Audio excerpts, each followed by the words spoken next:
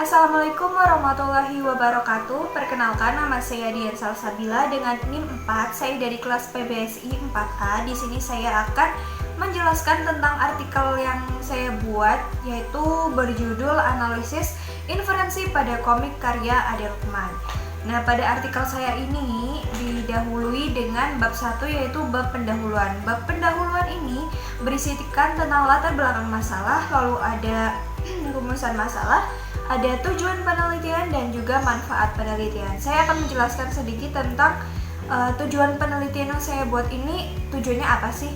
Nah, tujuannya adalah untuk mengetahui kandungan inferensi yang ada pada komik karya Ade Lukman. Setelah bab 1 pendahuluan, ada bab 2, yaitu tentang kajian teori. Kajian teori ini saya menggunakan teori yang mendukung tentang penelitian saya, yaitu tentang teori wacana, lalu ada teori inferensi, dan ada teori komik. Dan saya akan menjelaskan sedikit tentang pengertian wacana menurut salah satu sumber, yaitu menurut buku Tata Bahasa Baku Bahasa Indonesia yang dibuat oleh Alwi dan kawan-kawan dari Depdikbud tahun 1993 pada halaman 43 yang menjelaskan tentang wacana adalah rentetan kalimat yang bertautan sehingga terbentuklah makna yang serasi di antara kalimat-kalimat tersebut. Itu adalah sedikit pengertian wacana menurut salah satu sumber. Lalu juga ada pengertian inferensi. Istilah inferensi dalam bidang wacana diartikan sebagai proses yang harus dilakukan pendengar atau pembaca untuk memahami makna yang tidak terungkapkan atau tersampaikan secara langsung di dalam sebuah wacana. Ini menurut Mueliono tahun 1988 pada halaman 384. Jadi, inferensi itu merupakan suatu kesimpulan atau suatu maksud dalam sebuah wacana. Misalnya ada sebuah wacana dan kita itu harus mengetahui apa sih maksud dari wacana itu yang tidak tersampaikan secara langsung gitu.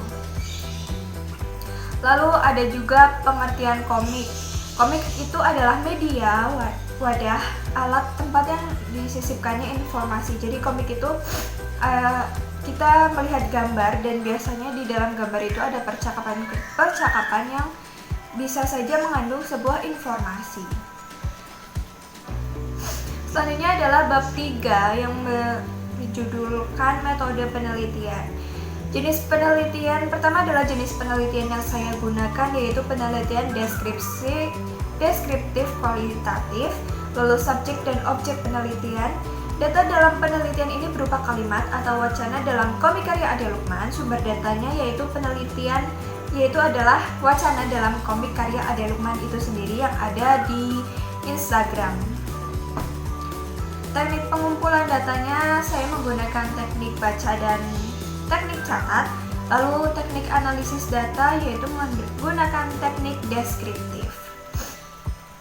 Nah, kita memasuki bab yang keempat, yaitu bab pembahasan. Di sini saya menggunakan tabel dalam membahas penelitian yang saya buat agar mudah mengklasifikasikannya.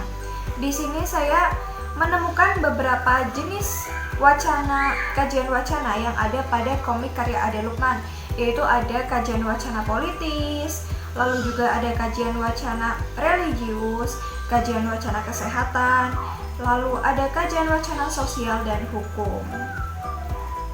Nah, ini pembahasan yang saya buat itu seperti ini. Dibuat tabel dengan mengkelompokkan jenis inferensi wacana, lalu ada fungsi wacana dan kalimat dan pembahasannya itu apa. Setelah kita ke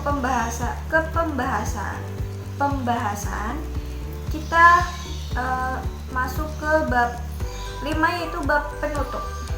Bab penutup ini berisi tentang kesimpulan, lalu ada juga saran, dan pada kesimpulan ini saya menyimpulkan dari hasil penelitian yang saya buat.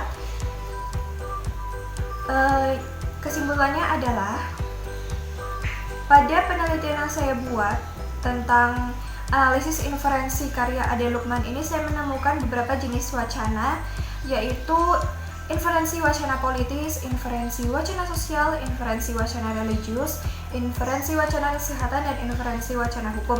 Nah, pada inferensi tersebut atau wacana tersebut itu ada fungsinya masing-masing yang berbeda-beda. Ada yang berfungsi sebagai sindiran, ada yang berfungsi sebagai kritikan, ada juga yang berfungsi sebagai ajakan. Itu adalah kesimpulan, lalu yang terakhir adalah saran. Setelah itu adalah daftar pustaka, dan itu adalah artikel yang saya buat mengenai analisis inferensi pada komik karya Ade Lukman untuk memenuhi tugas kajian wacana. Semoga bermanfaat. Itu saja yang bisa saya sampaikan. Maaf jika ada kesalahan. Wassalamualaikum warahmatullahi wabarakatuh.